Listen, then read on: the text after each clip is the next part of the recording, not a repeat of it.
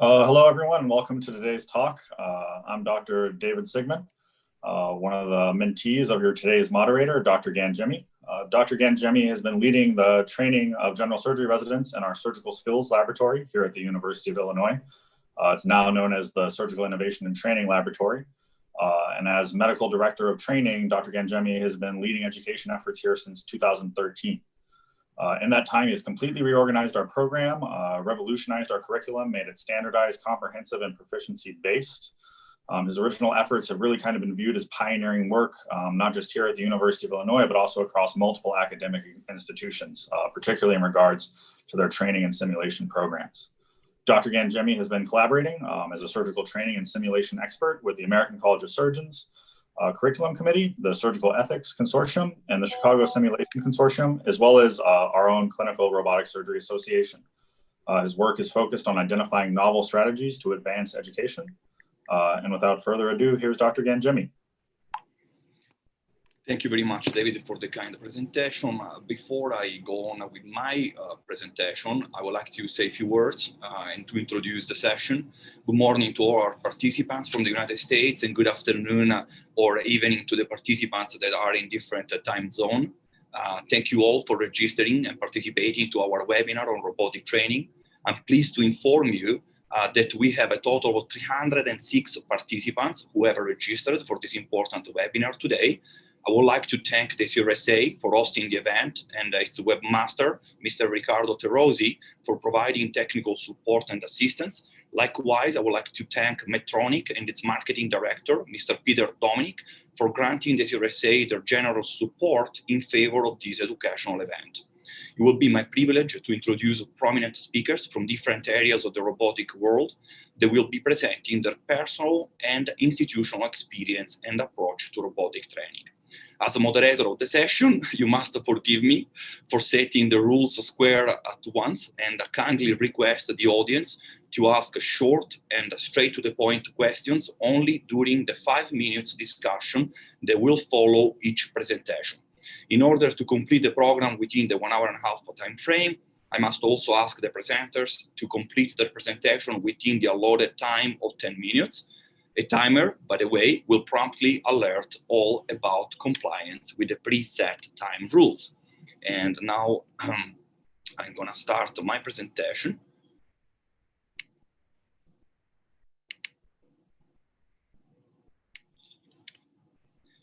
So when I was asked to reorganize the training activities for our laparoscopic and robotic lab, I was faced with this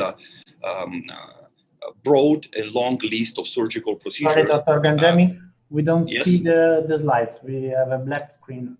I don't know why.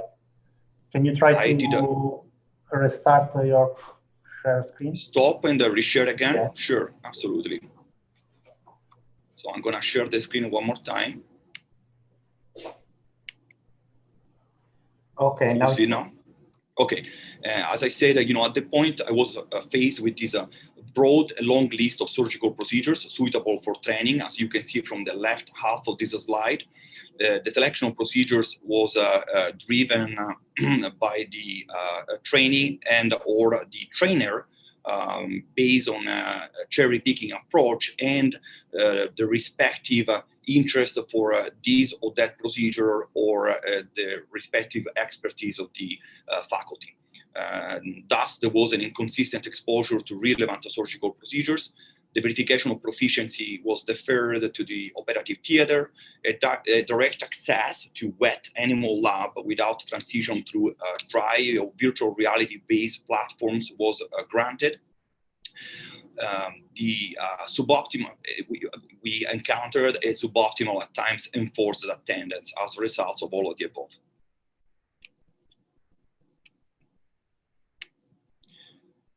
So the first question that came to my mind is which surgical procedure to prioritize for the training of our general surgery residents.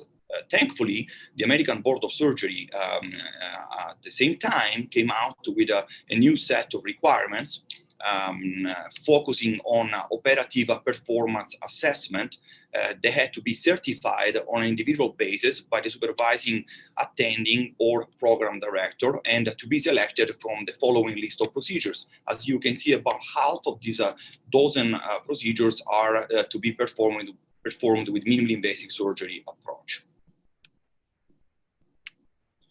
So based on the newer ABS requirement, criteria of a realistic expectation and progression based on objective assessment of proficiency, we created our first standardized curriculum, which is still in place as of today, although in a slightly revised form. So the next challenge we had to face whilst approaching this standardized curriculum is how many sessions to set for the training of our residents. And here, the final number we came up with had to take in consideration the numerous administrative and educational duties that nowadays our general surgery residents, they have to comply with based on SCGME regulations. And we also had to take in consideration the 80 hours work restriction. This slide summarizes the laparoscopic training. We start with the interns, the PGY1 residents, who will undergo FLS training throughout their academic year. Then they get advanced to wet laparoscopic lab as a PGY2. And at the same time, starting from the next academic year, they will have to to go through the fundamental of endoscopic surgery training. At the end of the academic year, the PGY2 residents will have to take therefore 2 tests and 2 certifications, fundamental laparoscopic surgery and fundamental of endoscopic surgery. And they also have to show proficiency on a wet laparoscopic lab through assessment with OSAT's score. We created some simple, straightforward, multiple choice test to also assess resident learning from a cognitive standpoint. You see one sample of these questions here. They're focused on surgical anatomy, surgical technique, surgical equipment. This is another sample. This is the list of surgical procedures that get priority for the wet laparoscopic training. The residents must show a minimum score of a minimum OSAT score of 75% in order to be advanced to the next level. For the one of us that are not familiar with the OSAT score, this slide will present to you in greater detail this global rating score tool. As a PGY3, the residents start robotic exposure. First, by going through a robotic simulator curriculum, and starting from next academic year also by going through the training exercises that were set by the FRS, Fundamental Robotic Surgery trial on the so-called DOM. And we have both virtual reality and a dry platform version of this FRS DOM. Once the residents show proficiency on the dry robotic lab, they can move it to the wet robotic lab, and here are being assessed with another global rating score tool, which has taken the name of after the Clinical Robotic Surgical Association, thus CRSA score. The selection of the exercises for the robotic simulator curriculum is the result of a multi-center trial that we conducted in collaboration with New York University. The PI there was Michael Stiefelman, and the University of Nancy, and the PIs there were Cyril Perrenot and Professor Hubert. This slide presents the result of this multi-center trial, which we shared with the rest of the surgical community during the annual ACS AEI meeting. On the far right of the slide, you will see that some exercises are highlighted in green. Those are exercises that are considered good for both training, for the purpose of training, and also certification.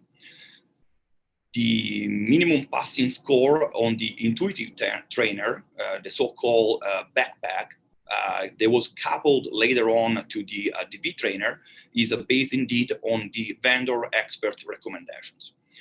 The verification of proficiency in the wet robotic lab is based on performance of the 4 procedures that you see listed in this slide, and through the use of a CRS score that includes a total of 10 parameters.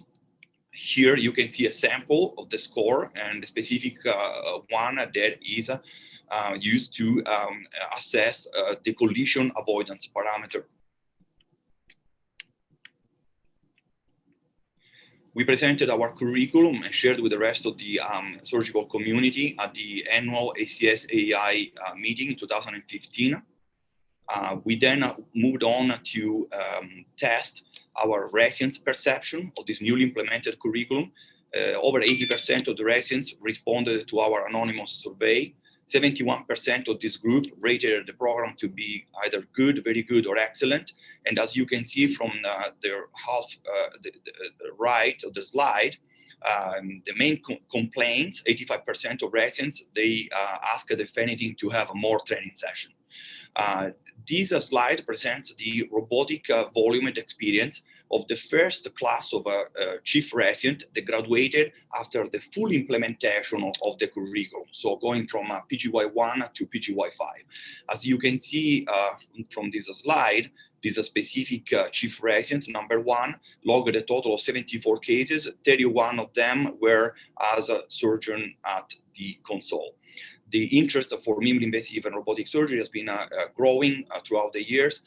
These are 2 of our recently graduated residents who I took to the annual Midwestern Resident Da Vinci Training Program organized by Intuitive in Atlanta. We have been having a consistent experience for this important event, taking there at least a couple of residents every year. These are some of our former trainees who turned out to be detrimental for the starting of a robotic program and their hiring institution. This is our current class of chief resident.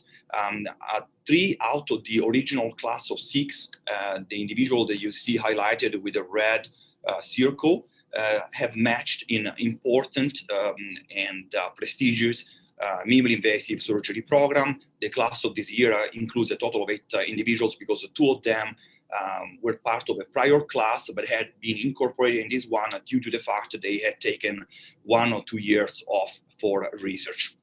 We went through 2 full passes of ACS accreditation to address the main question of this webinar and the most important question of this webinar: are we doing enough?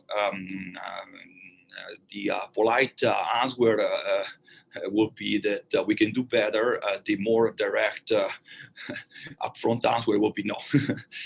I'm going to start with the limitation of our program and saying that I see the fact that the training sessions are spread out, 6 training sessions spread out throughout the years. This is something I found to be a limitation.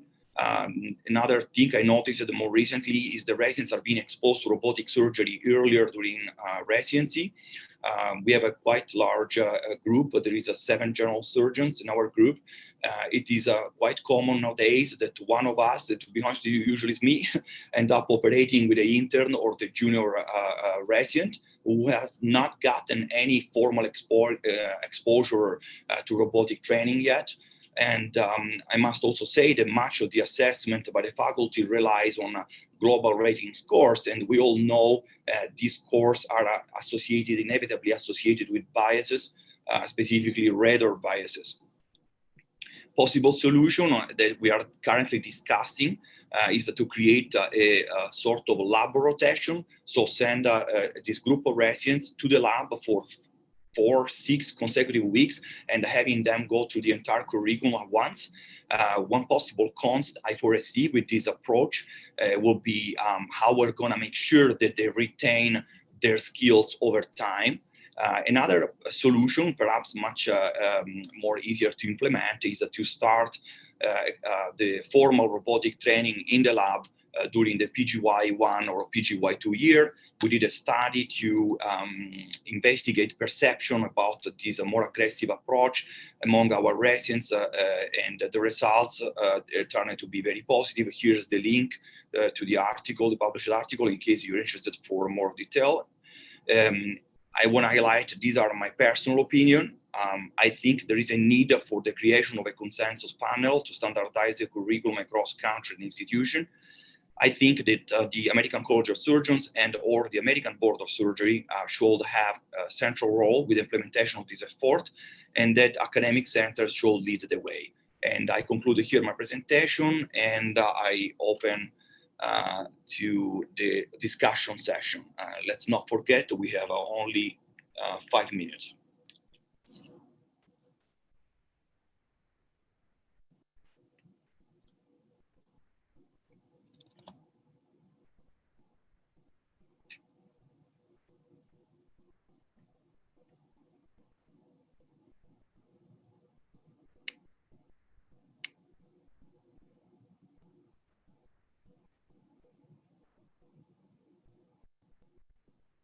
So one question is that it just came out in the chat is, why do you think residents want to learn robotic surgery?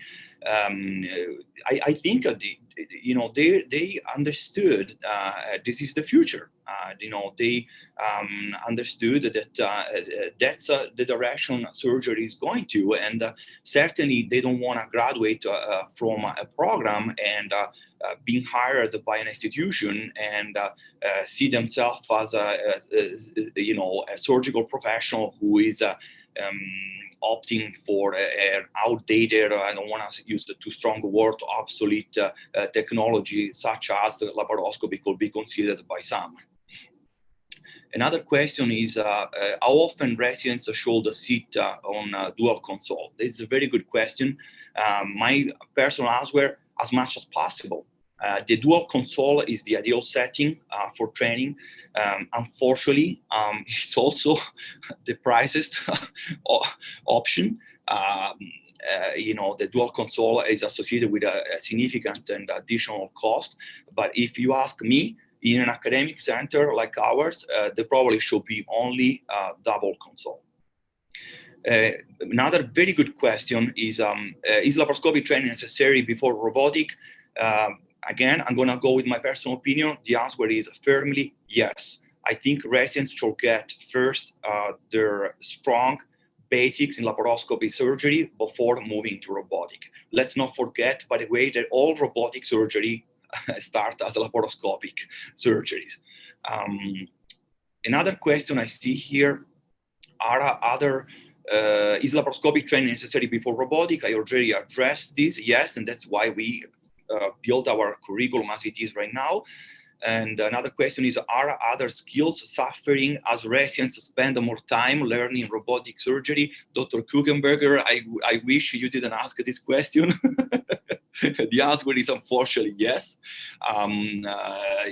The residents are getting less and less exposure to open surgery. The ABS and the ACS are looking to this. There is an ongoing effort to try to compensate for that. Even someone mentioned the possibility of creating a sort of open surgery fellowship, even internal fellowship, by rotating the residents through various services that have a greater frequency of open approach. Another question I see here, what are the available training opportunities for surgeon or residents of other countries? You're certainly very welcome to approach our newly rebuilt, expanded, top-notch facility here. It has been renamed the Surgical Innovation and Training Laboratory. You can go through the website and make a formal request to potentially come and do training here at our institution. What about surgical training for a non-resident surgeon? I guess I already addressed this question. Again, we do have a number of surgeons visiting not only from the national territory, but also from abroad, who came here specifically to do training based on their specific needs. And The other question is, I see here, is what kind of objective metrics are used to assess skill acquisition and retention pre and post training? Will more data metrics help standardize these processes? Absolutely. So I said it is very clear. Unfortunately, a major limitation right now, the approach we're following is that the wet laparoscopic, when I say wet, I mean animal, and wet robotic lab are being assessed with global rating scores, the OSATs and the CRSA score. And I agree with you, these are associated with a limitation of accuracy. My personal opinion, what is going to be the future? The future is going to be artificial intelligence. We can potentially train, 5-10 years from now, an artificial intelligence to read the performance of training and give an objective assessment. There is another question here. One of my chief residents performed robotic sleeve gastrectomy in a patient weighing 660 pounds.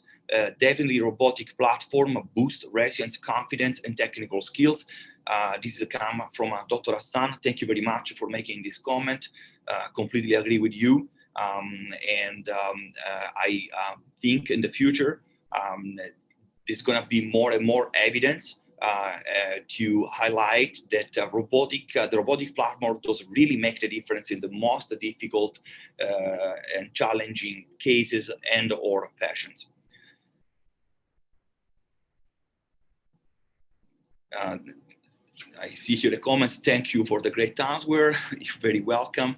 My pleasure. They've been all very, very good answer. I'm sorry I had to rush myself. I just want to be sure that I lead by example as a moderator, and we stay within the allotted limits. Shall we go ahead and introduce the next panelist?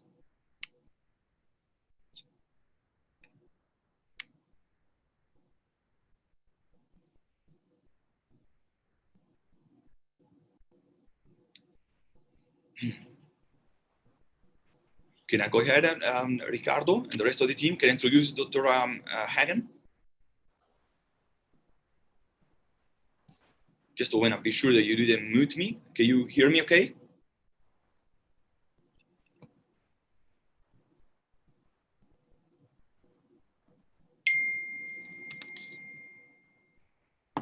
Okay, so I'm going to go ahead and introduce Dr. Monica Hagen. She's a consultant physician, a lecturer, bariatric surgery, Department of Surgery, University Hospital of Geneva. Dr. Hagen graduated from Lübeck Medical School, Germany, and completed her surgical residency in Switzerland. She later pursued a minimally invasive fellowship at the University of California in San Diego and held the position of intuitive surgical researching and developing robotic surgery. Her clinical interests include bariatric robotic surgery, especially the introduction of new robotic technologies and data analytics to her field. Her research focuses on new applications of robotic surgery and their potential impact on clinical and economic outcomes. Please, Dr. Hagen. Yeah, thank you so much for the kind introduction. Let me see. I hope it all works. So is that working for everyone? Can you see my screen? Yes. Fantastic. So thank you very much again for inviting me to this very exciting webinar. I'm happy to present our institutional and my personal experience and approach to robotic training. I work part-time in Geneva. I do a lot with industry, so I have some disclosures here. I would like to commence my talk with our institutional approach to robotic training. At the University Hospital in Geneva, we started robotic surgery with the general surgery and urology department in 2006. That's considered relatively early for Europe. We went through all of the Da Vinci system. We started with the standard. We went over the SI, and now we have 2 Da Vinci X systems in our hospital, plus an older model in the lab.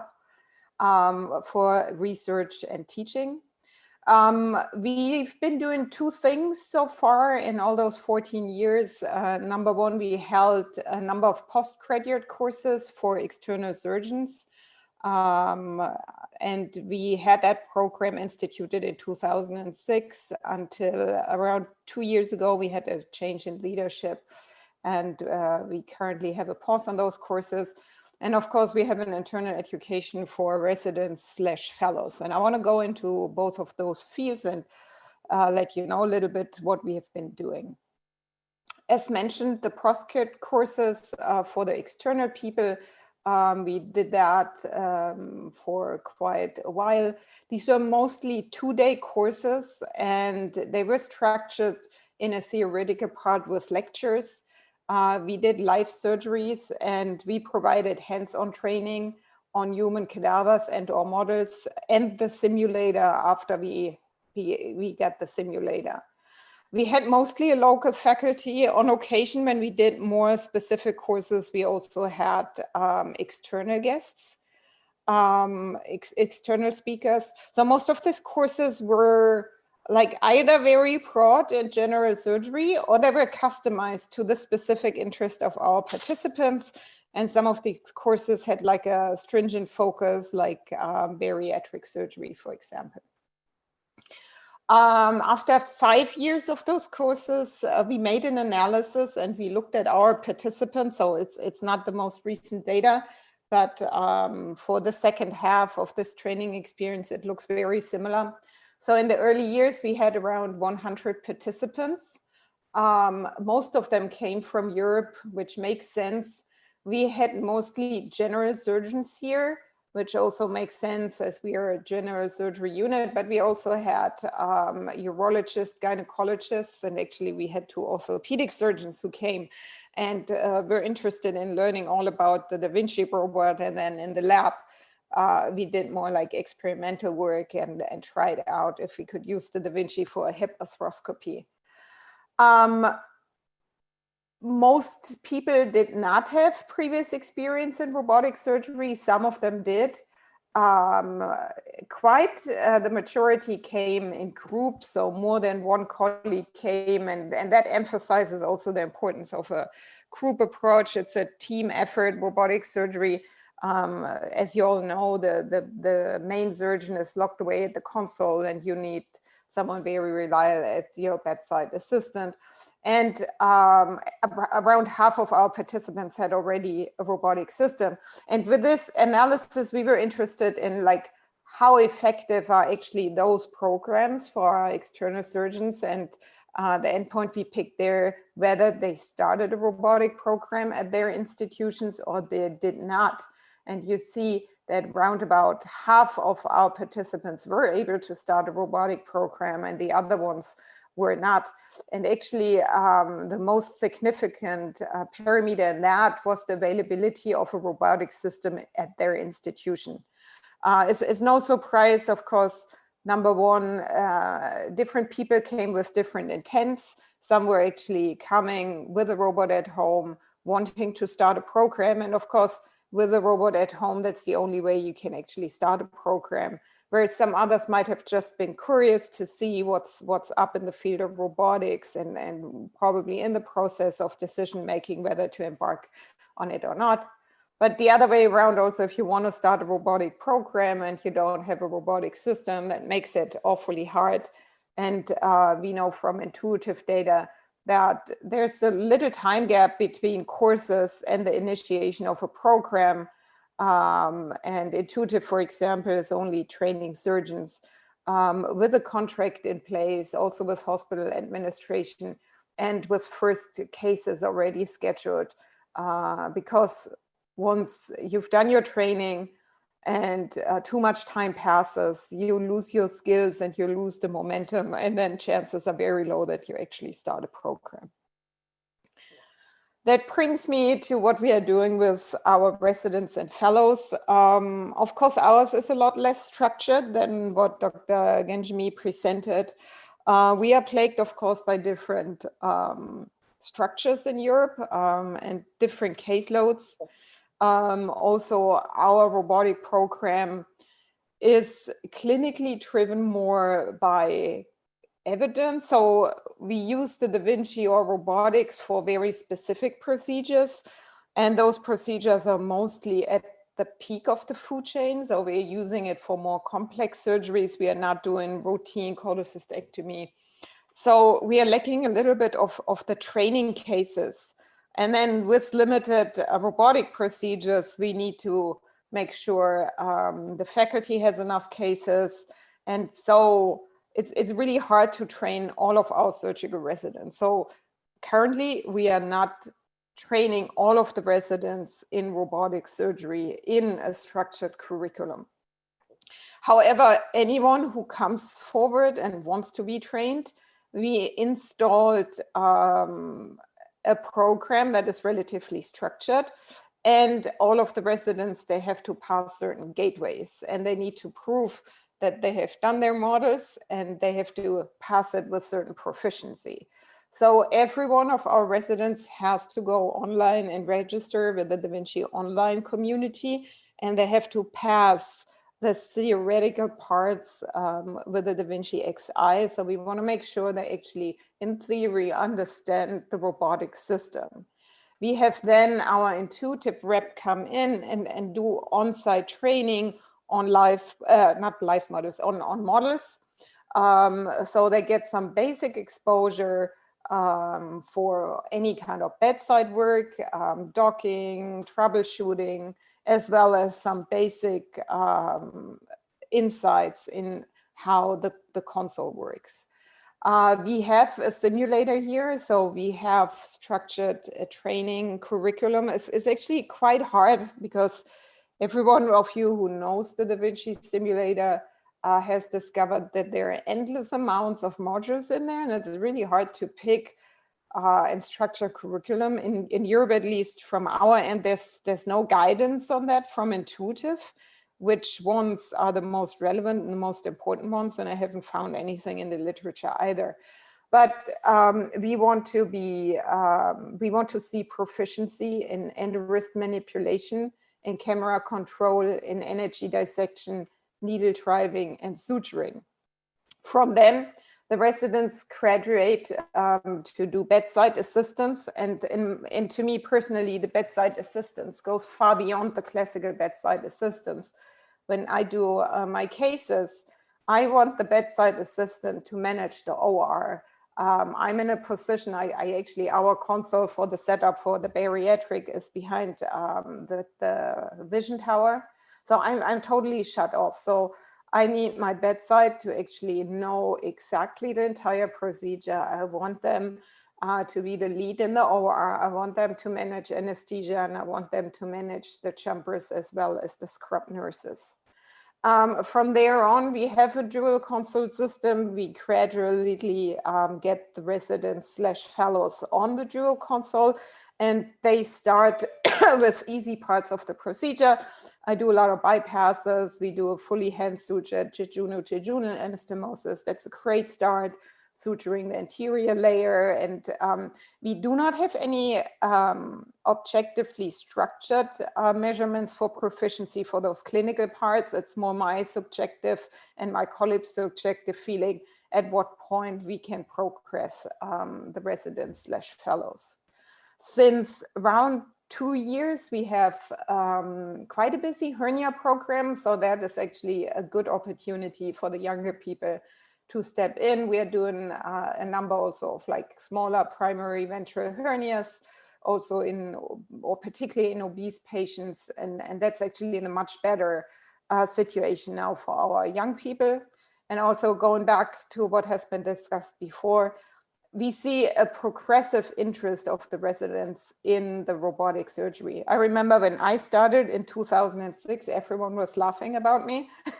But now actually our residents take it very seriously and they want to be involved. So moving on to my personal experience, and I want to make it very personal because I think all what we talked about is very great, but we have to go beyond that.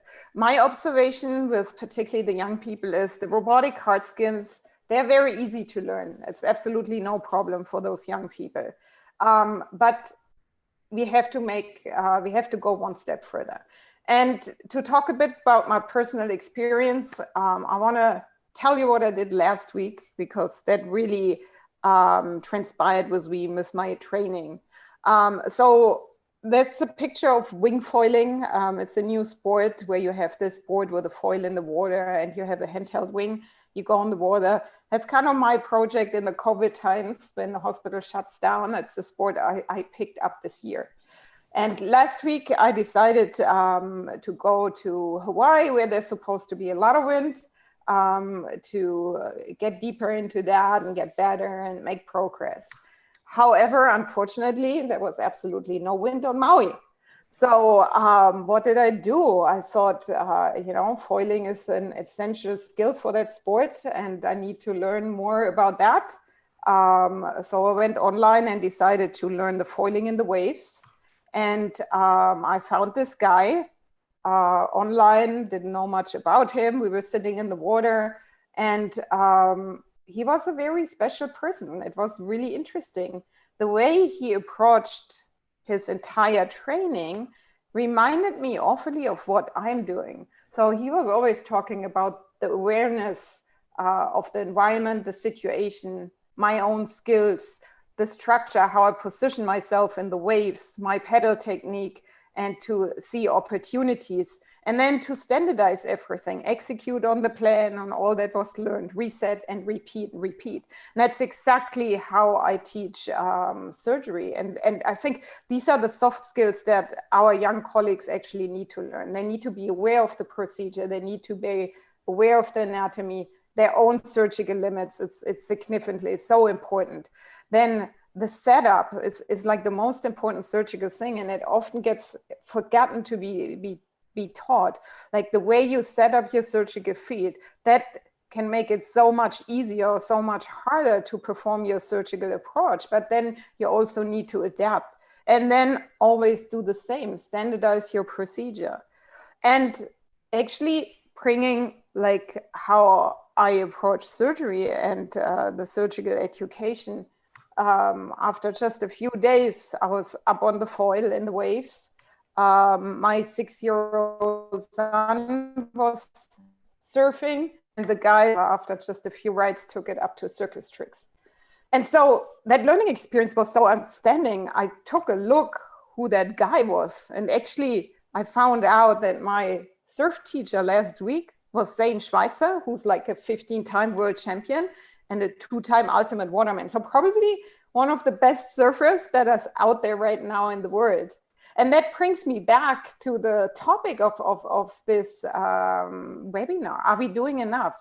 I do not think we are doing enough right now. You see, we have these great institutions, and we all have like structured courses and curricula, which is awesome. We can bring our experience and share that, but we can only share it with a limited number of people. So what do we need to do to make this like a global Zane Schweitzer experience for all of our colleagues, the residents, the fellow? Everyone should benefit from that knowledge. And in my opinion, we have to further digitalize surgery and broadly distribute education. We need to identify the best-in-class surgery. We need to analyze objectively the surgical performance of everyone to identify gaps, and to then distribute the relevant and applicable learning units to all. We also need lifelong remote mentoring and the availability of ad hoc support. And that only is possible through digitalization of surgery. We need to automatically understand everything. And that we can only achieve by working together, academic institutions, surgical organization, but we also need the help from industry. So I'm looking forward to the future, not only of surgery, but also surgical education. And thank you very much. Thank you, Dr. Hagen. Unfortunately, we are over time. We have only 28 seconds left of the discussion. I didn't want to interrupt you while you were presenting, so unfortunately the presentation took over the discussion. I had to take the lead here, and if you don't mind, ask just one question, then move to the next Go ahead. Presenter. I was wondering, how do you have an equivalent of the ACS ABS organizations in Europe, someone who called a governing body that could take the lead into this?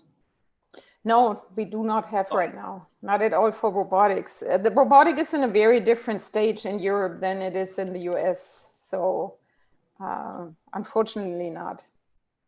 So this will have really to rely on the initiative of some leading academic centers. Absolutely, yeah. Okay.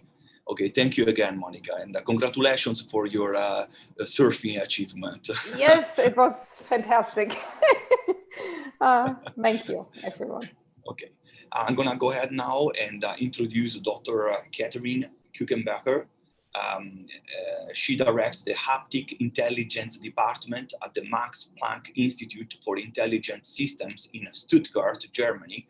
She earned her PhD at Stanford University in 2006, did postdoctoral research at the Johns Hopkins University, and was an engineering professor at the University of Pennsylvania before moving to the Max Planck Society in 2017. She delivered a TED Youth talk on haptics in 2012 and has been honored with a 2009 NSF Career Award, the 2012 IEE RAS Academic Early Career Award, and 2014 Penn Limback Award for Distinguished Teaching, and various Best Paper and Best Demonstration Awards. She co-chaired the Technical Committee on Haptics from 2015 to 2017 and the IEE Haptics Symposium in 2016 and 2018. Dr. Kuchenbecker, please.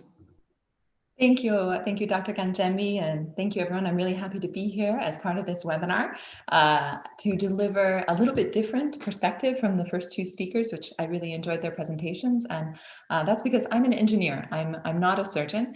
As you just heard from Antonio, I did all my training at Stanford University as a mechanical engineer, as a roboticist.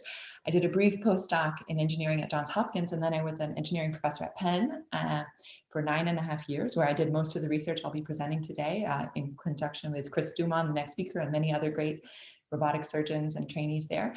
And then at the beginning of 2017, I moved to Germany to join a new big institute focused on basic research, where I study haptic systems, human-computer interaction, human-robot interaction, machine learning, robotic, tactile sensing. So you might be wondering, why am I here? And what I didn't tell you is my PhD advisor was one of the first employees at Intuitive Surgical. He was a brilliant engineer trained at MIT, Gunther Niemeyer. And so I was his first PhD student. And so from the beginning, he had just finished launching the Da Vinci standard robot. It had clinical approval. I started working with him in early 2002, and we started working on problems and opportunities and related technologies. And then furthermore, it kind of runs in my family. My father is Dr. Stephen Kuchenbecker, trained at UCLA. He's a surgeon, a general surgeon in LA with a colon and rectal specialty. And my little sister is a veterinarian who does even laparoscopic surgery on animals. She's a medical director at a hospital in Portland. So she's also training surgeons, and I talk frequently to both of them and take inspiration from what they do. And so to get on with some things, the main project I'm going to tell you about today is a project called VeriTouch that was in my lab for a long time. We're still actively working on this. We've published many papers. I'll put citations near the bottom so you can follow up if you have if you have questions or comments. There's also a lot of people, so many people have contributed to the work that I am going to be able to show you today. I just want to highlight many clinical collaborators at Penn, Ted Gomez, Will McMahon, Carlin Bark, Jeremy Brown, Jackie Cohen, did a ton of the work I'll show you today, along with tons of other people. And we have had a lot of fun. These are engineers, computer scientists, medical students, residents, surgeons, biomedical engineers. I have some disclosures too. I did co-invent the technology I'll present. We have a patent. We've never made any money on it. We had a startup for a while that we dissolved, but I also have gotten grants from Intuitive to support some of the research and some other research as well. So I'm going to start my presentation actually with a test. I'm going to show you a little video, and I want you to tell me, this is a surgeon using, a person using a Da Vinci to do a needle driving task, a suturing task, and I ask you, is this an experienced robotic surgeon? And I think you can probably tell. This is not an experienced robotic surgeon. And there are many ways you might be able to tell that, but I want to reveal a level that you probably haven't thought about before. So it is a novice. This is someone, a resident. This is their first trial in a study we were doing to look at haptic touch-based feedback and how it might play a role in robotic surgery. And the animations you see on the right and left, and also the sounds you're hearing, are actually the vibrations of the right and left instruments. And I want you to notice that every time the surgeon, the operator, this resident, does kind of awkward things, we can measure that. We're able, the sensors we place, they're almost like little microphones listening to what the tools are feeling. So right here, when, okay, that was actually a pretty good pull of the needle through, but there were times before where they were hitting the instruments together, like here at the beginning, when we measure that. And so this was a big insight. And when I'm going to tell you a little story about how that relates to surgical skill. So we've already heard quite a bit about robotic minimally invasive surgery. Here's just a picture of one of the recent intuitive Da Vinci robots. You know that such systems provide the surgeon with excellent visualization, excellent dexterity. You might not have noticed, but they don't provide you with any haptic touch-based feedback. When you sit down at the console, you can't feel what the tools are feeling. And there's many reasons for this. We don't need to go into detail. It's incredibly technically challenging to bring you a sense of touch at your hands in the console. But what we figured out, I was working on this problem for a long time, inspired certainly by Gunter's work at Intuitive. And along the way, my students and I realized that we could measure these tool vibrations and let the surgeon feel them along the way. It's not forces like steady state pulling, like tension or pressure, but changes. And it's almost like microphone and speakers. And so the way it works, we have some components. This was the dissertation of my second PhD student, Will McMahon. We built these little pieces and we can then attach them to a robot. This is my lab here at the MPI for Intelligent Systems in Germany. And we can put the components on a robot. And there are sensors, little measuring units that we put on the robotic arms under the sterile drape. They stay there all the time. The surgeon can change out different tools throughout the procedure. And then near their hands, there are these motors that shake exactly to try to replicate what the surgeon feels. We also play the vibrations as sounds where we can, like you've been hearing, and the surgeon can make them louder or softer, like a volume control on a speaker. And your right hand, so here's what it looks like. This is one of our very first tests, actually at Glen Olden and in the University of Pennsylvania Health System. This is a simulation training animal research lab we used to use for research. So here, one of my students, Jamie, is testing a system. The little orange things up here on the robot are measuring vibrations. And then here's a view of what he was seeing, or kind of what he was seeing. This is someone doing peg transfer. So what I want you to notice is every time there's a transition in contact between the instruments, and this is also not an expert, this is a novice, so they saw this, they pulled the peg up they pulled the block up the hill, up the stick, they're colliding with things and kind of, they look a little drunk almost, but I want you to notice they cause these big vibrations when they do awkward mechanical movements. Here's also, we've validated this. This is our first in vivo study. This is on a porcine model. My main clinical collaborator at the start of this project was Dr. David Lee, really wonderful urologic surgeon. Upper right, his fellow Alexei Redmond was working on this project. Lower left is my postdoc at the time, Carolyn Bark, who now works for Apple. But this is, they had transected the pig's urethra and are sewing it back together in a reconstruction as a model of a prostatectomy. And I want you to notice again here, now they're tying a knot. You can see the technology works. We can measure the vibrations. These tool vibrations work in vivo on a real animal. I'll just show one last video. Here, that vessel they were tying off, they're now cutting. Is cutting, and see cutting creates these nice vibrations that we have technology to let the surgeon feel, and we can also measure and record and analyze. And so we were at the point in our research where we'd invented this technology as engineers, like, cool, the surgeon can feel, this is so great. And then I met Ted Gomez, who now works at Beth Israel. He's now finished his MD and his residency at Penn in ENT, and he's attending himself now. But for his master's thesis in translational research with me at the University of Pennsylvania, we looked into this association with skill and vibrations. And we showed in several publications that doing dry lab tasks, experienced robotic surgeons not only go faster, but they also cause lower vibrations. They're not colliding as much. It makes sense. They've really learned how to control their mechanical interactions with the materials, whatever it is they're manipulating. And this went into many other directions. I'll just show you one more. And we got all the way into assessing skill in an automatic and measurable way. This is my postdoc, Jeremy Brown, who's now an assistant professor in mechanical engineering at Johns Hopkins. And we did a nice study up at the top. You can see, sorry, it's a little dark, a peg transfer. And again, on the lower left, you see we have these vibration sensors. Actually, they're inertial measurement accelerometers, vibration sensors on the camera and on the instruments. And then what you can't see, there's also a force sensor. For this study, we measured how hard the surgeon is pushing down or sideways on the tools. And then we did machine learning. And don't let people intimidate you when you hear machine learning. Basically, we did some calculations to look at how big and small the signals were at different times. And then we could estimate. So we had surgeons do what we're doing, watch this video and then rate it. We used GEARS, which is a global assessment of robotic skill. And the 5 domains that you see here: depth perception, manual dexterity, efficiency, force sensitivity, and robotic control. And we had expert surgeons like Chris Dumont or other surgeons in my institution watch the videos and rate the skill. And then we trained a little algorithm that could then predict the skill of the resident or the person doing the training with relatively accurately on all of these domains. And it worked really, really well. These are interclass correlation coefficients. Higher is better. And we had 2 different machine learning methods, but basically we could estimate the skill without looking at the video, just by looking at how much the tools were shaking and how hard the pressing and how long they took on this particular task. Jeremy and our colleagues showed that we could estimate their skill really, really accurately, as well as a new human rater watching the video. And that was really exciting. And so I'm almost out of time. I have 1.5 minutes. I'll just go ahead and summarize. So I wanted to introduce today this project, VeriTouch, that we did over the course of many years at the University of Pennsylvania, where we figured out how to take tool vibrations, add extra sensors onto robotic surgical instruments, and let the surgeon feel them in real time. And it feels very realistic. And so, this would work on many other robots, not just a Da Vinci robot. You just need rigid instrumentation and space to put a little measuring device that can be even smaller than what you see in the picture, and something near the surgeon's hands, and then some circuitry.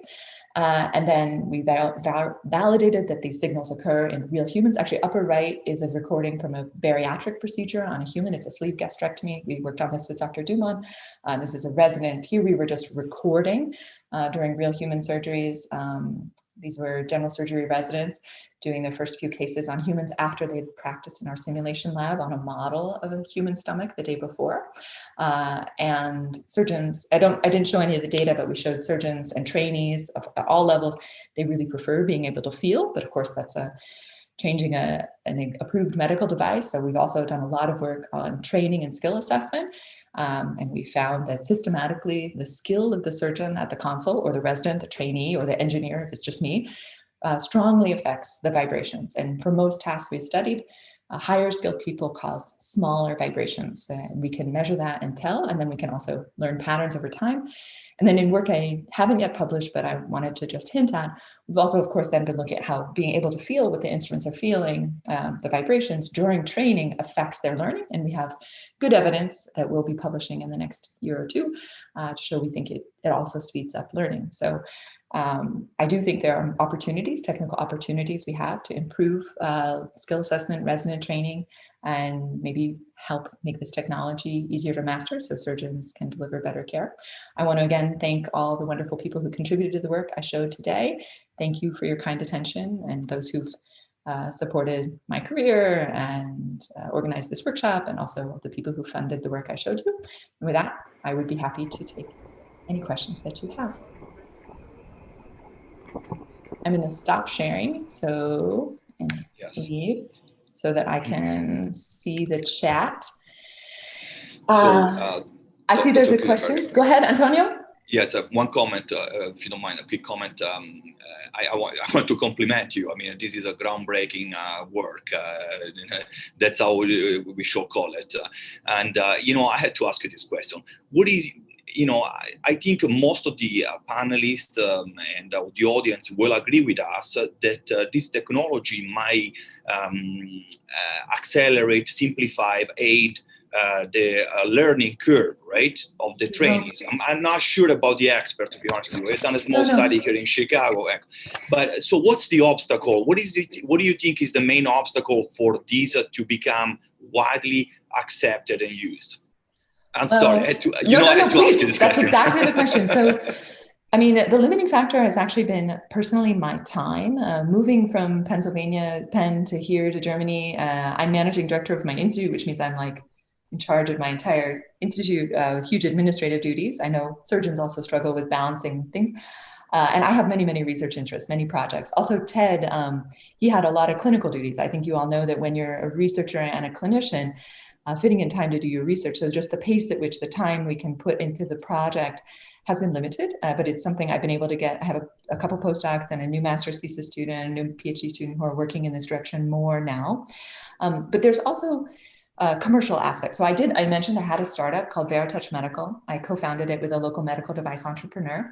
But we were never able, there isn't a huge profit to be made. And I think also maybe the patent that we filed didn't maybe lock up every possible opportunity, every possible way to implement the technology. So I think in the end, we found we couldn't have it financially make sense to license this technology to Intuitive Surgery. Of course, if you're listening and you want to license our technology or even work on integrating, I'd be happy to talk to you.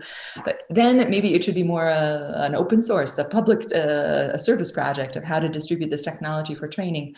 I think we need to publish a couple more papers. My postdoc, Halisa, and I, and Ted, we have great results that we need to publish, and then maybe we could apply for a grant or look for partners who would be interested in rolling this out, whether Germany or internationally.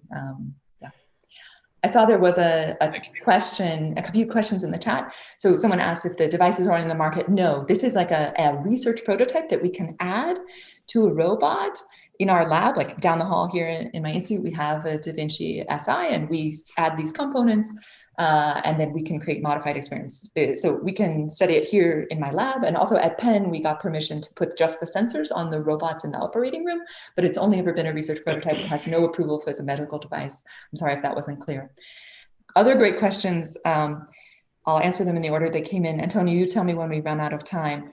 Did we look at the force applied for surgeons? Yes, we did. For dry lab tasks, not of course on an animal or patient, we can't isolate the force, but for all the dry lab tests, yes, we did. And we had some evidence that also showed the haptic feedback, this vibration feedback did reduce a little bit the force that the trainees, or even we have one Hamlin short paper that had some anecdotal evidence that it also reduced the force. But yeah, so to protect tissue, you do often want to reduce force, and knowing when your instruments are hitting tissue, it naturally follows logically, but usually we find that the instrument vibrations reduce a lot, like enormously, so that trainees, how violent they are with the instruments, they almost immediately become much closer to experts, and then the forces just go down a little bit. Yes, we are. Hey, Sloan, I see Sloan Gaius here, one of the other surgeons I worked with in the US. Nice to see you. We are, of course, looking to collect more data. We're actively working in this area. My email address, it's very easy to find me. I'm kjk@is.mpg.de. It's very easy to find me, and on the website, I'm sure it's there too. Yeah, and then I'll maybe finish with any identifiable limitations to this device. Functionally, the technology works really, really well, like very reliably. Actually, I have a new PhD student who's working to apply it now to construction robotics, where an operator is trying to maybe build things and put things together. The same things apply, remote operation, but it's very robust, but you can't feel forces, right? If I'm pushing steady or like pulling really hard, there's no vibration. So you're kind of blind, haptically blind to steady state forces. But to transients, it's really well. So I think it works well, and I think it's complementary. So if other researchers or companies develop force feedback, like pushing and pulling, I think it's complementary to get this full spectrum haptics.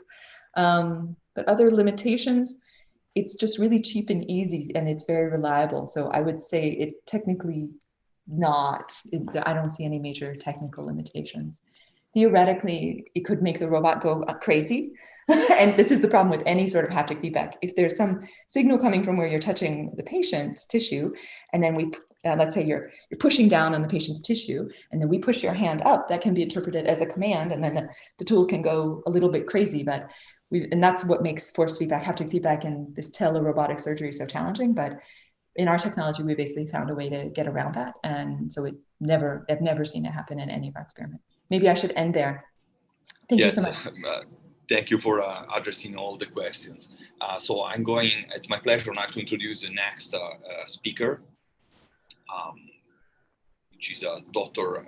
Christophe Dumont. Dr. Dumont moved to Penn Medicine from Belgium for his residency in 1998, and then started working as a staff surgeon in 2006.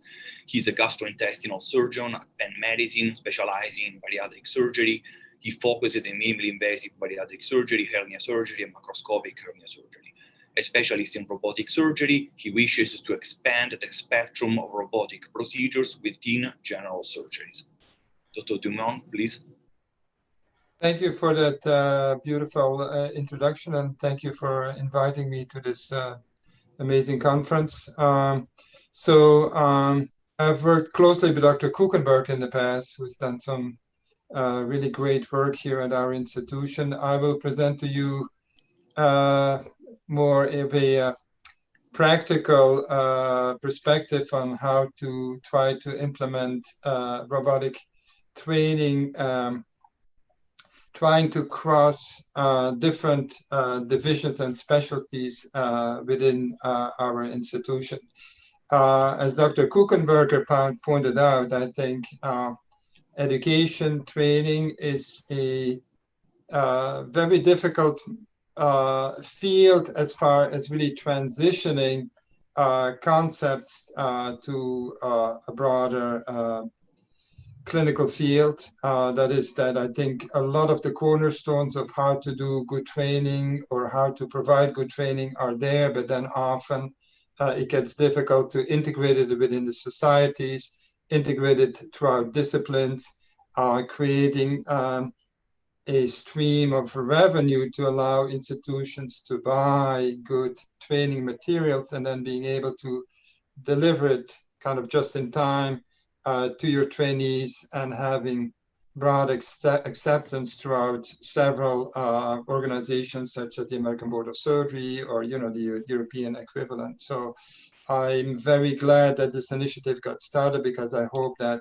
some of these elements can be addressed through this initiative. We had a recent publication where Dr. Satava was the lead author, and we were fortunate to be participating in it, talking about fundamentals of robotic surgery.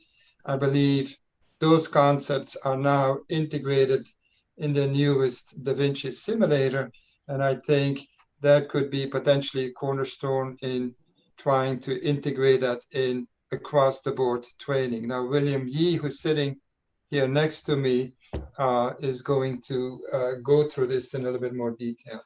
Yes, thank you for giving me the opportunity to talk. Can everybody see the video, the screen? I believe so. Yeah, we see everything. Okay, wonderful. Great.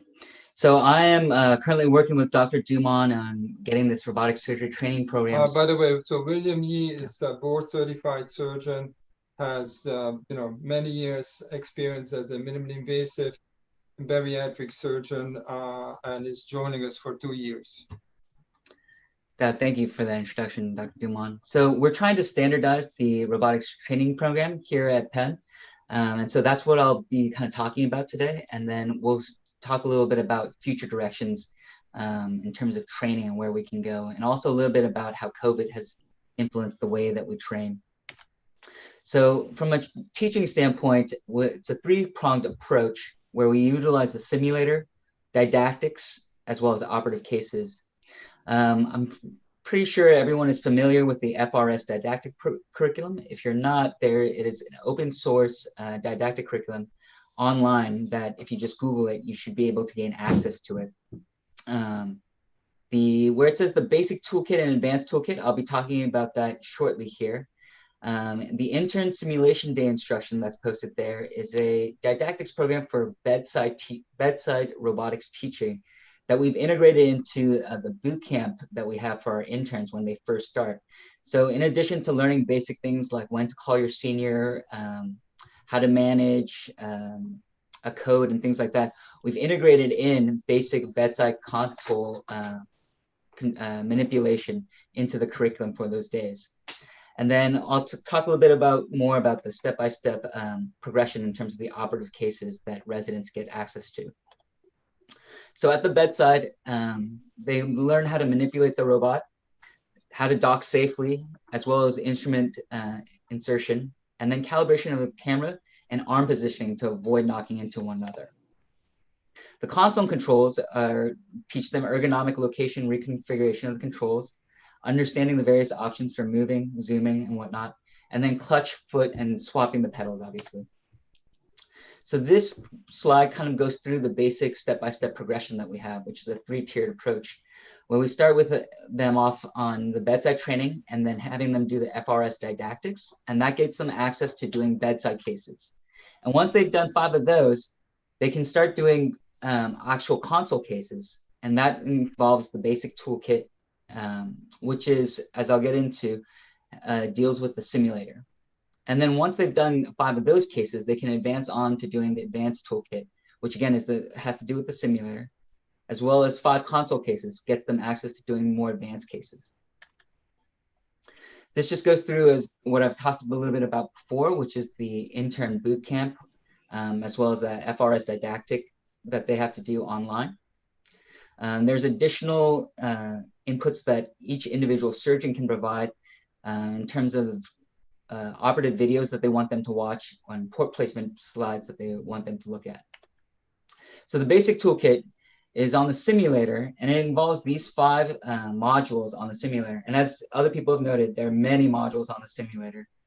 We spent some time going through each one painstakingly, trying to figure out which ones were too easy, which ones are too hard, and came up with these 5 modules.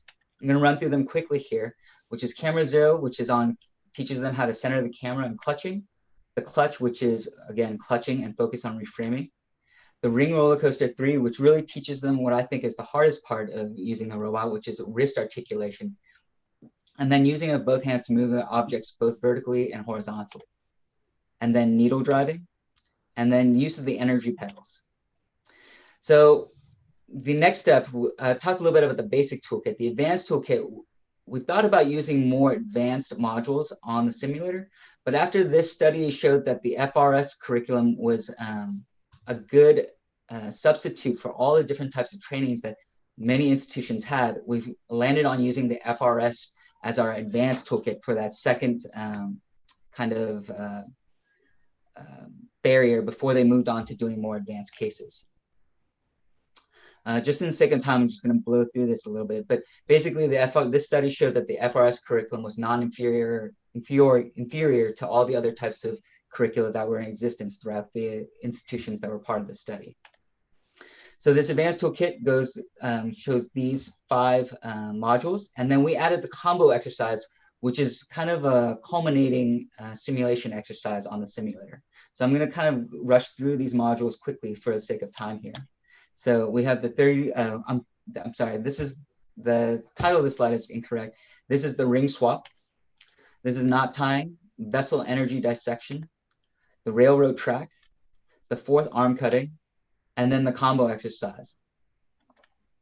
There are many additional curricula on the simulator, but we chose to kind of leave this at the discretion of individual attendings to assign to residents if they wished. So from a certification standpoint, we want the residents to do a minimum of 30 cases throughout the residency, and then be at least at the bedside for 5 of those cases. And then in their senior year, they have to do at least 5 console cases that are monitored by 2 different attending surgeons. And we use the GEARS rating scale to assess them. And they need to achieve a score of 4 out of 5 on each of the individual parameters shown here in order to graduate with a certification. And this gives them access to finish the program with a Da Vinci certification also, so that wherever they go on to next, they don't have to go through a recertification process with Da Vinci. In terms of future directions, we're working with a company called Kindheart, which uses kind of a hybrid model where they use cadaver tissues. This is a porcine foregut. And what we're using this for is trying to train them on doing robotic simulation using, again, a hybrid model. And then the last step, during this time of COVID, we're trying to get to a place where we can do telementoring, so the resident can be on the simulator at the hospital, and they can call up one of their attendings and schedule a time where the attending can be at home, kind of mentor them through how to do various activities on the robot. the resident can see the mentor via the laptop that's connected to next to the console, and the mentor at home can see what the resident is doing from the output from the back of the simulator. And they can also draw on the screen, and that pop-up screen is a picture-in-picture function that all the simulators have. So if I could just pitch in, so this is an area that Dr. Yi has worked on since he joined us. I think Dr. Sloan Guy, who's also on the conference, has done some work in that area in the past as well. You know, I think despite all of the challenges we're facing with the current pandemic, I do think long-term this will stay, because just from a practical perspective, linking experts with trainees in a timely fashion has always been a real challenge to implement some of these, you know, practical tools that are actually already out there. So I think this work will probably have long-term, you know, benefits as far as really connecting experts that have limited time but do have a willingness to, you know, train the next generation to really have a smooth transition from, you know, the simulated environment to the real environment in a safe way. I think Dr. Dan Hashimoto, you know, I think Dr. Kuchenberg is on that paper as well, has published on that, you know, really this concept of stepwise introduction. So I think this is going to be very important to make that a realization. Go ahead. No, I'm done. That was the end of our talk. Thank you. Thank you very much to you both. Wonderful presentation. This is a further proof of the top quality of your program. The question I have for Dr. Dumont. So, you know, there are some centers who are, I believe, leading the way, who created this solid, you know, well standardized curricula across the country, right? There's you guys there in Pennsylvania, there is us here in Chicago, there are the folks in Florida with a camel. What can we do? What can we do to, you know, come up together with one standardized curriculum? I mean, I give you my personal experience. I'm serving currently my second mandate with the ACS curriculum committee, and I've not been able, honestly, to push this through for various reasons. I mean, after 3 years, I'm on the verge of giving up. You know, they seem to prioritize everything else but the robotic surgery curriculum. Yes. What can we do? Well, I think you know, I think you took a very important step by, you know, leading this group and bringing us together. I think there are some hidden barriers. I think the commercial aspect is a hidden barrier. I think professional organizations such as I mean, frankly, I think, for example, fundamentals of laparoscopic surgery, FLS, was grown more out of an academic field. FRS, you know, people are a little bit, I think, concerned, well, that's too much industry driven, that's too much, you know, intuitive surgical trying to, you know, advance their platform. You know, why don't we have, you know, other robotic systems? So I think forums like this, which are not industry driven, which are driven by people like yourself from the clinical field who see the reality that robotics is going to stay with us and that we have to come up with standardized curriculums, are very helpful.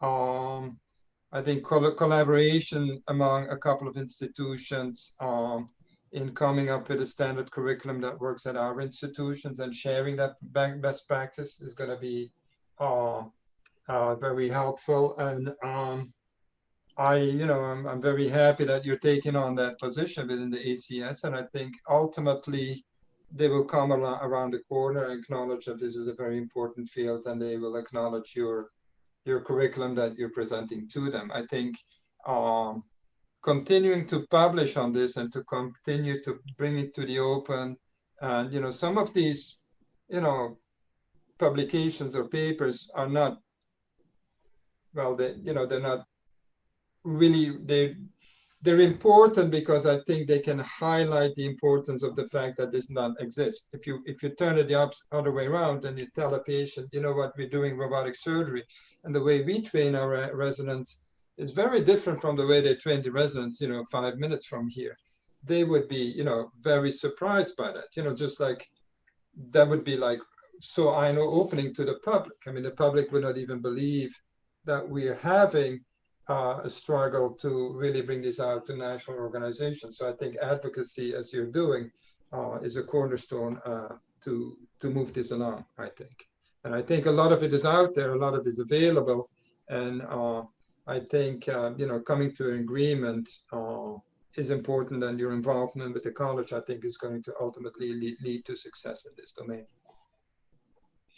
Okay, we have still a couple of minutes for to answer additional questions.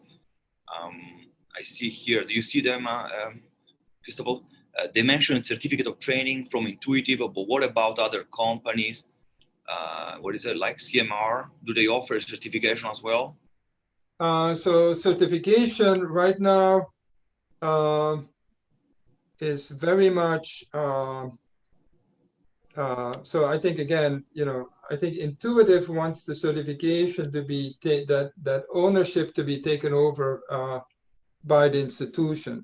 That's my impression. Is that your impression as well, Dr. Gangemi? Yeah. Yeah, so I think they realize that they're too much in the center of this, and they want to get out of it, and they want the allowed institution to make that, certification an institutionally defined certification. The certification is very different from the simulator. So I think it would be an important, a simulator is a costly proposition. If you're a very small program, you may not have the whereabouts to invest in a simulator, or you may not have the resources to set up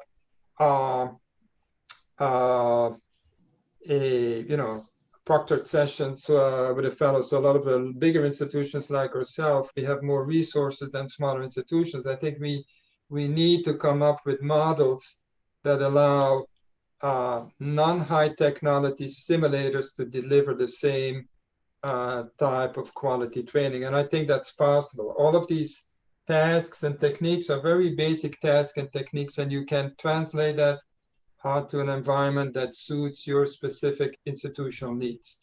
And as long as there's an agreement that, that specific training module reflects the underlying teaching concept of module A or B or C, you're fine to go. And I think William is working on that as well, ultra cheap training modules that allow us to achieve the same goal, not forcing every institution to needing to invest in a high-end, very expensive simulator, because they may not be able to get that through their educational program. You have to realize in this country, you have bigger training programs and smaller training programs. All of them try to achieve the same goal of, training more qualified surgeons and coming up with, and if they do have robotics within their curriculum, we need to make sure that we provide them with a platform that they can do that. Any other question? Okay. Perfect timing. We are now over the I apologize. Time with the discussion. No, absolutely. It's a perfect timing. We had actually 5 full minutes of discussion.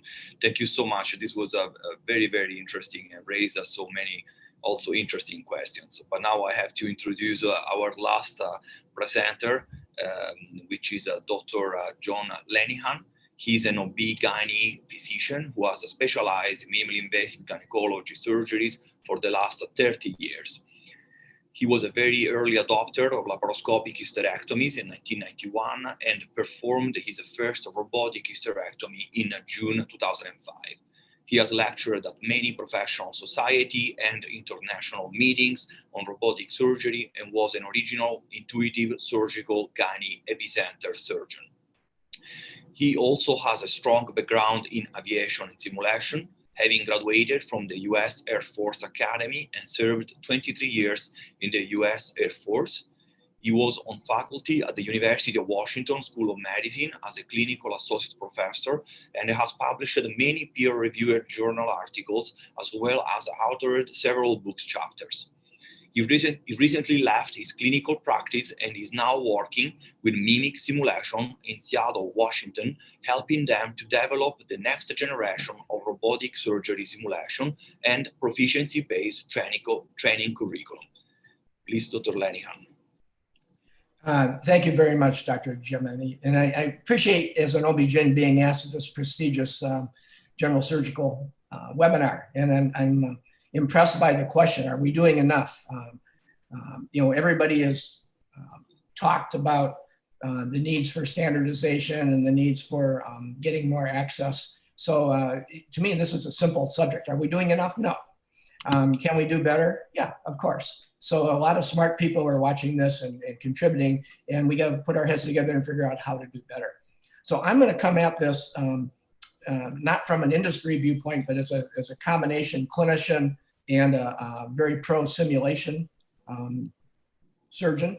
You know, we now have gone past the argument that robotic surgery is an outlier. Everybody wants to get in it. Like we've heard today, residents are actually picking some residency training programs because they give them access to the robot. But within the entire industry, robotic training is very variable. And this is the biggest issue I see today. There's a lot of variability. Even within an institution, the GYNs, the general surgeons, the urologists have different training programs. So this is a problem. We know that there's differences in surgical skill and proficiency will drive patient outcomes and cost. And when people graduate, they hope that they can tie surgical volume to this. But studies have shown that high volume surgeons are not always the most skillful. So the real goal is to develop skill. So the best programs now that I've worked with around the country and in some in Europe are in South Asia are developing programs that are focused on training to proficiency prior to gaining access to the operating room. So before they even get access to cadavers or wet labs, they have to get to proficiency on a robot, not just pass once, not just pick and cherry pick which ones they want, but use the simulation and data available to optimize the training. As was pointed out earlier, team training is really critical to robotics compared to any other open or laparoscopic case where the surgeon's at the bedside. The assistant has to manage the OR, as Monica's men sufficiently. And the other thing is, like Dr. Kuchenbacher said, we're getting into now, we're using machine learning and AI to help individualize coaching for the students. And that's going to allow us to get better quality surgeons. So our goal is to train good surgeons, not just to train surgeons to show they attended, but to make them really good.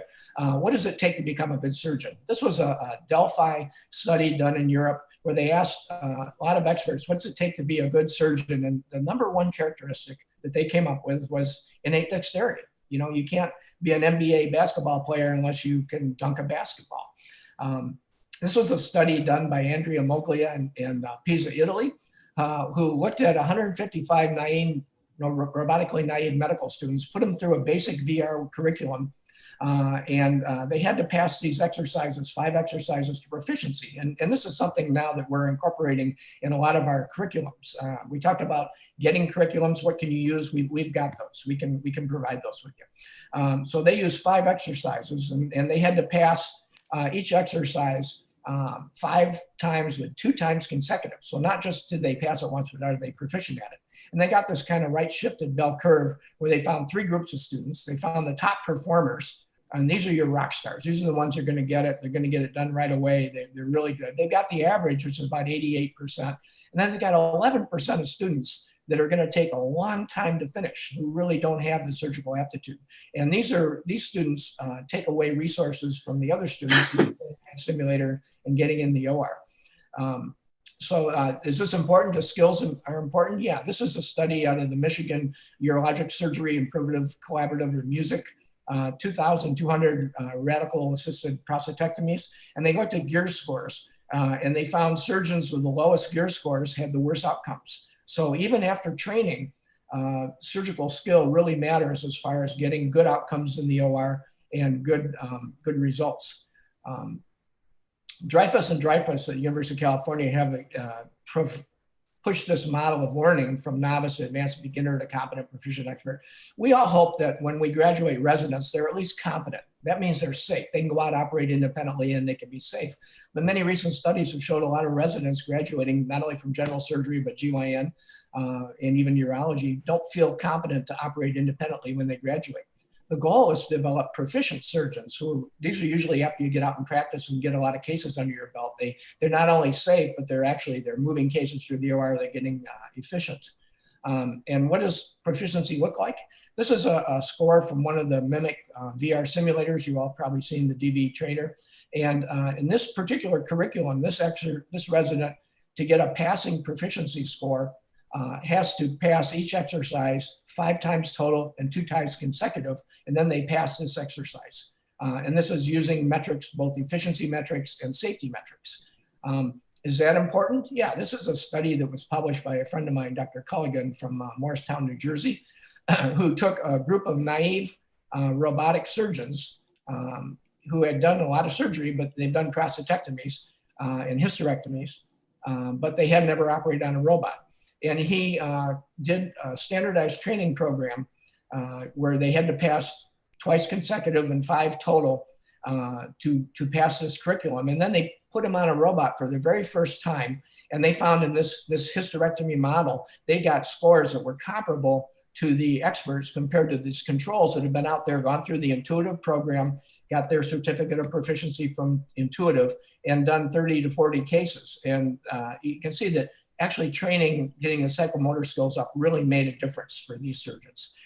These are 2 evaluations out of our training center. One's in Nancy, France, and one's in the Nicholson Center in Florida.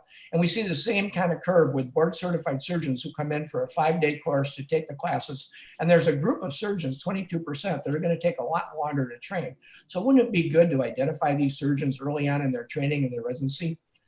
So what does an excellent training program look like?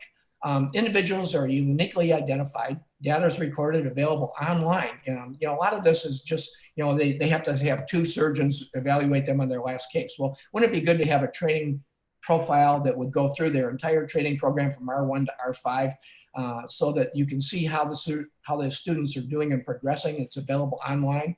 Proficiency levels are discussed, curriculums are developed, simulation platforms are accessible, not just in the OR, but outside the OR, where residents can practice on their own time.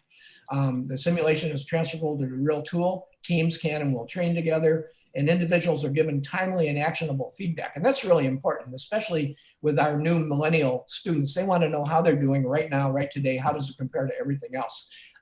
Actionable feedback can be done not only with an online portal like we have with all the connected simulators that Mimic has, but also through apps, phone apps like the Simple PLSC, which the American College of Surgeons has pushed to put not only simulation scores on, but also video review scores, surgical scores, case volumes. These walking, easily accessed phone apps will allow students to see where they stand. This particular screen shows that this curriculum, they have to have 5 exercises, they have to pass 3 times. The students attempted them all. This one's attempted them all and succeeded and be proficient. So the student can see where they are. The faculty can see where they are. If they have to have so many passes to get on a real robot, the faculty can look at this in the OR in the morning and know that students qualified to participate. There's also a new score we've got here called an MPI. And this MPI score compares students in different curriculums and different robots. So if you got a student on a Da Vinci curriculum in the morning and on a CMR curriculum in the afternoon, or if you've got a person at Mayo Clinic and another person at Penn, how do they compare given that they're using different curriculums? Well, this new machine learning evolved score shows that we can take an innate level of ability, which is set at 100, and students are doing better than 100 or better than the average, and less than 100 or worse than the average. And we can actually use that to compare students across different curriculums and different universities. Another thing that nobody alluded to today was video review. To watch a surgeon on a dual console operate is one thing, but be able to take a short snapshot video, send it up to your other faculty members or that faculty member, score it with a gears analysis and put it into their platform, their portfolio would be very, very, very useful. And in fact, this is how we're going to train a lot in the future. It's with machine learning, with computer vision used in not only in the simulator, but actually in the robots. Team training, we mentioned, is really most important for robotics because you're at the console. You need someone to manage the OR and you need to communicate. And team training classes are using a lot of the aviation industry model of CRM, or what's called crew resource management, to teach people in the OR, that not only the first assistants, but the techs and the OR persons and the anesthesia, how to talk to each other in a way that mistakes aren't made and that everybody is aware of what's actually going on. So I'm going to wrap up pretty quickly here. The future, as I see it, of robotic surgical training is to, first of all, do innate ability assessment prior to starting training on every student, and then use that to either steer students into the correct pathways or to customize the training for those students so they can achieve proficiency during their training if they really want to become robotic surgeons. They're all not going to progress at the same level, as you all know. VR curriculum passed to proficiency prior to getting access to both cadavers and the OR. So Mayo Clinic and others won't let them even do a wet lab until they pass proficiency on the simulator. They don't want them wasting their time on these more expensive resources. Curriculum progress scores need to be available to students 24/7 in real time in a way that they can access it on their phones, on tablets, you know, and they can see where they are and what they need to do. Team training obviously is going to be required focus and should be more worked into all these basic programs and repeated over and over again, not just a one-time deal. And as Dr. Kuchenbacher alluded to, AI and machine learning will derive virtual coaching, which will be available to all residents and fellows to help improve surgical outcomes. We can do it now on simulators. We want to move it into the OR on the real robots. So hopefully that gives an oversight of where we're moving in the simulation world, and I'm open for questions. Thank you very much, Dr. Lenihan. A wonderful presentation.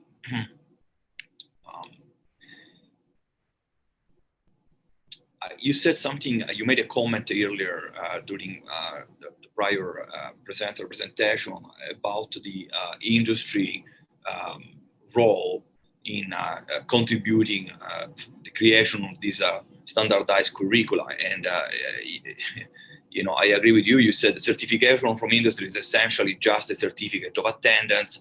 Societies and boards needed to establish standards that can be used for many meaningful certification.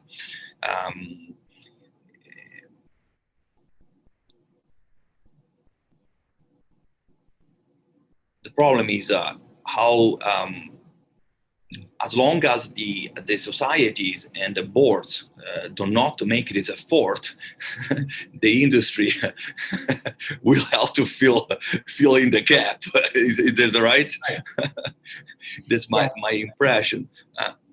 Well, we've been here before. You know, this happened when laparoscopy first came out, and everybody said that's crazy, you shouldn't do it, and there were no standards. And we used the Halstead model: see one, do one, teach one. And again, when you go to different institutions, everyone has their own see one, do one, teach one, mentoring, feedback. What are the standards? How many cases you have to do to graduate, and all that. FRS is a good step in the right direction, but FRS is really a high stakes test, just like FLS is a high stakes test. There's more. There's a didactics, there's a cognitive, there's assessment, there's being aware in the OR, there's team training, there's all these other things. So I think it's inherent on first of all, the ACS and institutions like that to get together and come up with what should be the standards. Academic institutions should feed into this and form large groups that can work on standards and publish and show that they're validated and work, and then get the boards involved. So the boards will say, to be certified, you have to meet these criteria during your residency and training and fellowship programs, and then pass these high stakes exams and boards tests, and then recertify. You know, just because you pass it once doesn't mean you're good. So we're all in the era of recertification now. So I think really it's inherent on the societies and the leadership in the societies to push this forward, not industry. And especially with all the new robots coming. How are you going to standardize, you know, a Japanese robot, a Korean robot, a Chinese robot, a German robot, a British robot? I mean, they're all going to be different. They're all going to be different. So the robotic training has to be agnostic. It can't just be intuitive. It can't just be SimNow on the intuitive backpack only works for that robot. So we need training and simulation and wet lab models, hydrogel models, and cadaver labs and training that are robot agnostic.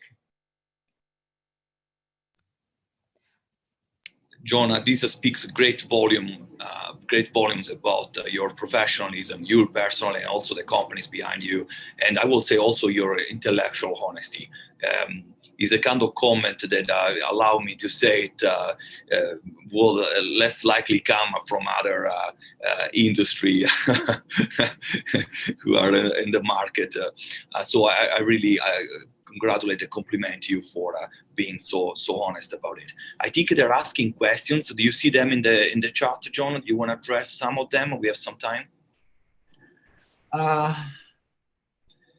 I can just verbally ask mine. John, I loved your talk. This is Catherine. I wanted to ask you a little more on your ideal virtual coach. So now we have a computer in the loop. It can be watching and seeing what the surgeon's doing. What kind of advice do you think it should be able to give a resident, either during training or real practice of real surgery? Oh, that's a great question. I've attended a few conferences lately, and the virtual coaches are coming from a couple of different directions.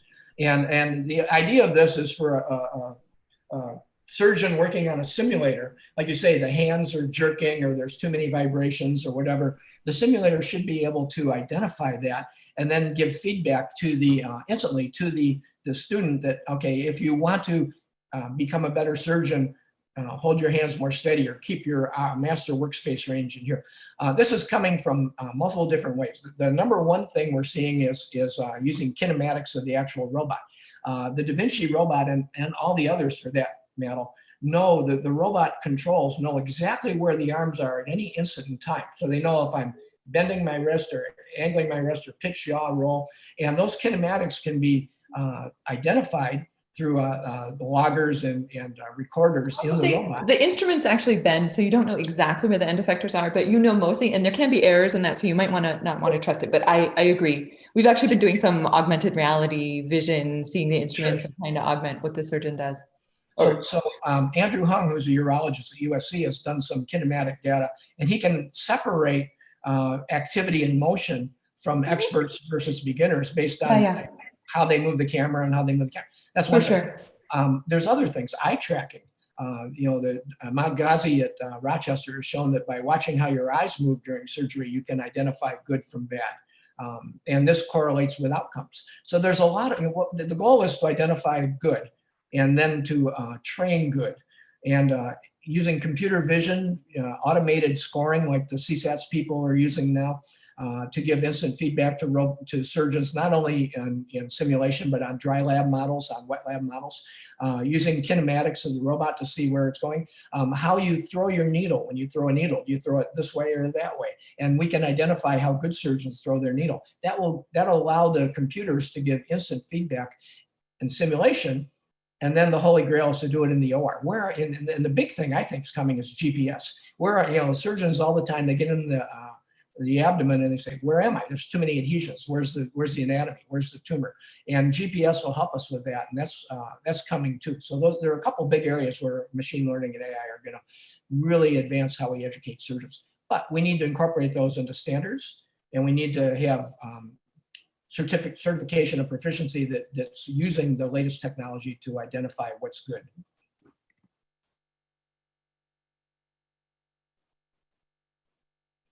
One question, can we train the naive surgeon virtually on robotics through this platform so they can get in the OR and perform the live surgery? What's the normal learning curve? Learning curves, that's a huge question, and they vary by specialty and they vary by experience. I think the answer to this, there's two parts of this. One, can we train naive surgeons to be good on the robot? Yeah, we're going to train a surgeon to drive a car, to fly an airplane, or to operate a robot using simulation. But we're not training surgical judgment. There's a whole area of how do you prepare for surgery? How do you anticipate? What's your judgment? What do you do when you get into trouble? That's where the cognitive part of this comes into, and it has to be tied with the psychomotor, the virtual training. So yeah, no, we can't make a surgeon a good surgeon just by training them on simulation. You have to teach them surgery too. Next, I'm hopefully for the day when we can get to a point where the machine learning can discern things like optimal exposure and not just speed movement. Yep, I agree. It'll come. It's going to move fast. Thank you. Nice comment. And are there any correlation between laparoscopic skills and robotic skills? Yes. As Dr. Ganjami pointed out, robotic surgery is just advanced it's computer-assisted laparoscopic surgery. So we saw with the initial learning curves, the urologists who didn't do any laparoscopy took 200 and 250 cases to get good at the robot. Gynecologists who were experienced laparoscopic surgeons got there in 50 to 100 cases. So yeah, there is some benefit, but I think as we go forward in the future, I heard an interesting comment from a friend of mine at a webinar yesterday, who someone asked him afterwards. He was doing a very, very complex, large GYN case, and he used the robot. And the surgeons asked him, well, could you have done this with a laparoscope? And he says, yeah, but why would I? You know, if I'm doing the tough case, I want to use the best tools I have available. And I'm in the room where the robot is, let's use the robot. So I think that's going to be the future.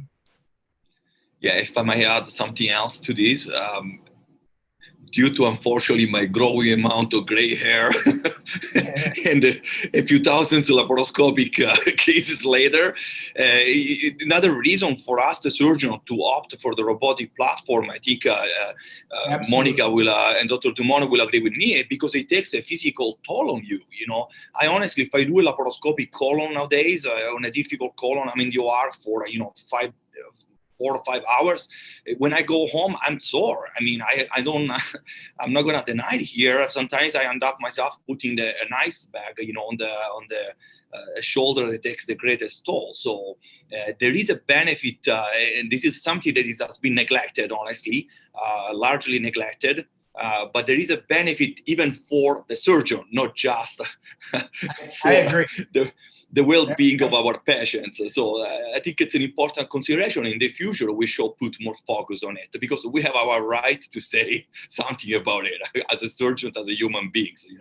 My collaborating surgeons at the University of Tübingen, they've said this to me many times, the ergonomics of the robot are, again, really hugely beneficial for operating later, longer and later in your career. So. Yes. Okay, we are over time. So I must close the webinar. I want to thank you very, very much for your beautiful, very interesting presentations. You all brought something unique to this conversation. As we have seen from the numbers of questions that were posed by the audience, these generated a great interest. Perhaps it could be the starting point of a future collaboration. I don't know in which shape and form yet, to try to push this through, to exercise more pressure on our governing bodies. And we do have this advantage here in the US that unfortunately our colleague in Europe don't, of having some large governing bodies that should centralize this kind of effort. So I feel refreshed by the enthusiasm of this webinar. And so I'm going to restart lobbying with the ACS and the colleagues of the curriculum committee with the hope that at some point they're going to give up and give us a hand to create this standardized curriculum that we can apply to across the country. Just thank you again. Just one comment. Please. Use social media. I mean, we're seeing in GYN that some of our curriculums are being advanced because we have a very active young female social media savvy population. So get your residents, get your fellows to start talking on social media about, we want standardized training. We want proficiency-based training. And that may push the old people at the boards to move forward on this.